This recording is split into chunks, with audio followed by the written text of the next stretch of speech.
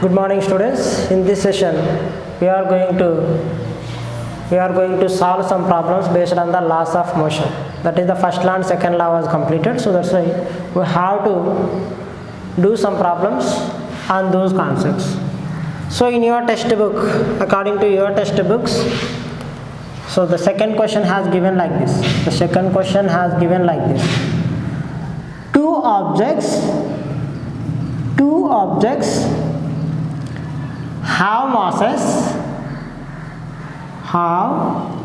masses 8 kg and 25 kg.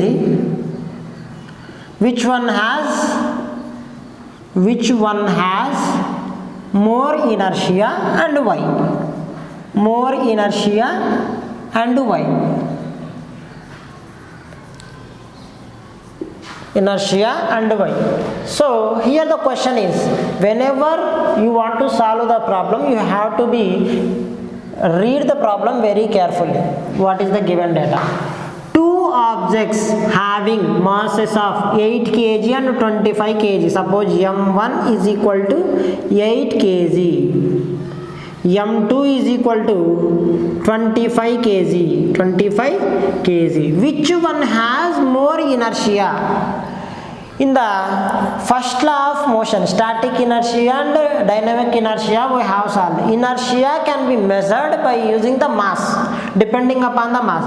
Which has the higher mass? 25 kg. m2 has the higher mass, and whereas m1 has the lesser mass.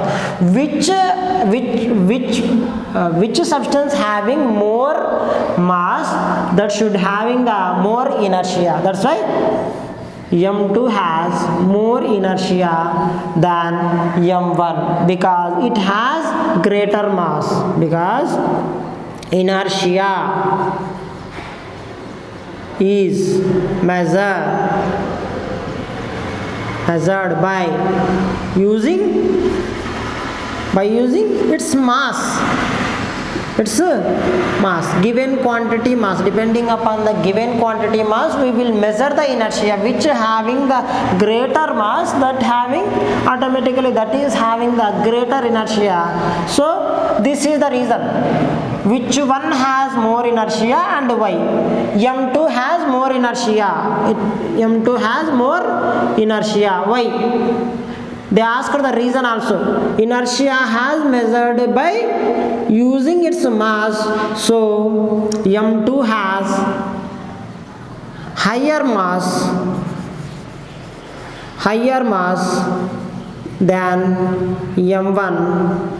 So it has more inertia. In this way, you have to execute your answer in the examination point of view. In this way, they have been asked the question like this.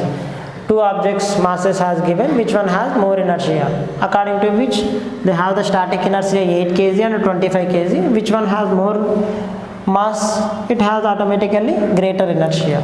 In this way, you have to solve the problem. Next problem. Third problem. Next problem, according to your textbook, what is the momentum of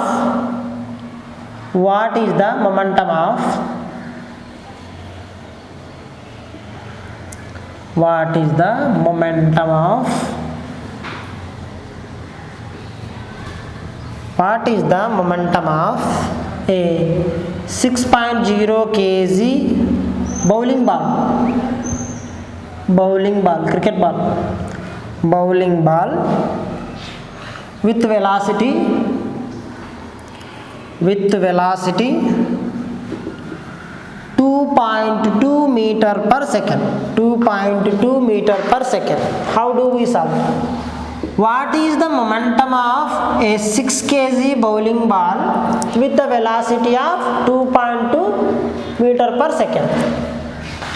We have a formula according to the momentum. That is, the concept of momentum will explain the Newton's second law. So that's why momentum is equal to mass into velocity. Momentum is equal to, this is the solution. Momentum is equal to mass into velocity. mass into velocity. So what has given in the problem, mass is equal to 6 kg. 6.0 means 6 kg. Next thing is the velocity also given. Velocity v, mass m and velocity v has given like this, 2.2 meter per second. In this way they have given. What do we found? Momentum we don't know. Momentum we don't know. So put it like this. What is the formula? Momentum is P m v. So that's why P is equal to mv. What do we found? What do we find? Momentum. So that's why momentum keep as it is and substitute the remaining values. What is the mass? 6 kg. What is the velocity? 2.2 kg meter per second. Kg meter per second. So that's why P is equal to 6 into 2.2 or 2.2 into 6. 6 2s 12. 6 2s 12.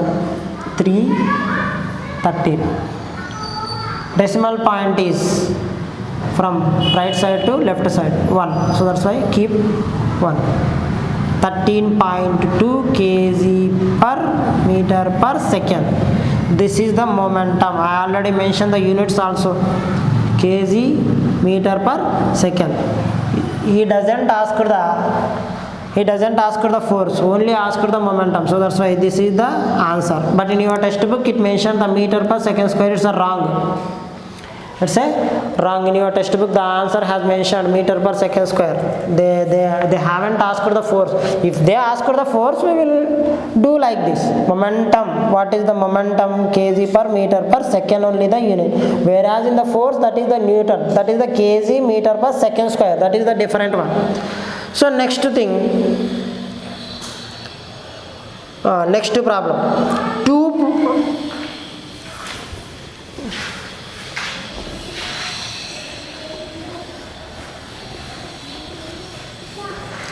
Next question is the, suppose what force is required? What force is required? What force is required to produce acceleration 3 meter per second square. Here what is given? Acceleration given in an object of mass 0.7 kg. 0.7 kg. This is the question. Read the question carefully. What force is required? How much force is required to accelerate 3 meter per second square? Its mass is 0.7 kg. Whenever we apply the force, how much force is to be applied for the 0.7 kg to get the 3 meter per second square acceleration? So that's why what is the formula? F is equal to ma. F is equal to ma. Mass has given and acceleration has given. So that's why I have up to this formula. Based on the given data, we have to choose the correct formula.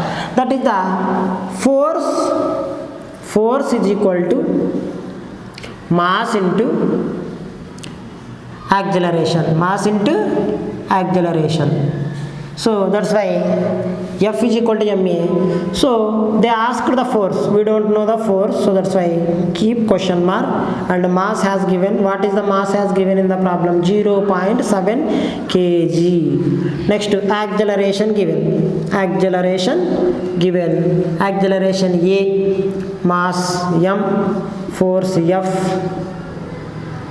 Force F.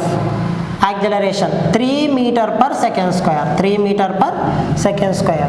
So F is equal to ma. F is equal to ma. Force we don't know. M. What is the m? 0.7 kg into acceleration. How much? 3. Just multiply. What is the unit for mass? Kg. what is the unit for acceleration? Meter per second square, or we can call it as a Newton also. We can call it as a Newton also, Newton's law. So that's why Newton. So F is equal to, if we multiply 0.7 into 3, 3 sevens 21, direct 21. So decimal point is from from right side, it is the 1 decimal point. So that's why I put like this, 2.1 kg meter per second square, or Newton, 2 Newton. We call it as a 2.1 Newton is required. Force, how much force is required? 2.1 Newton force is required. In this way you have to solve the problems. Thank you. In the next class we will discuss about the third law of motion and impulse and impulsive forces. Thank you.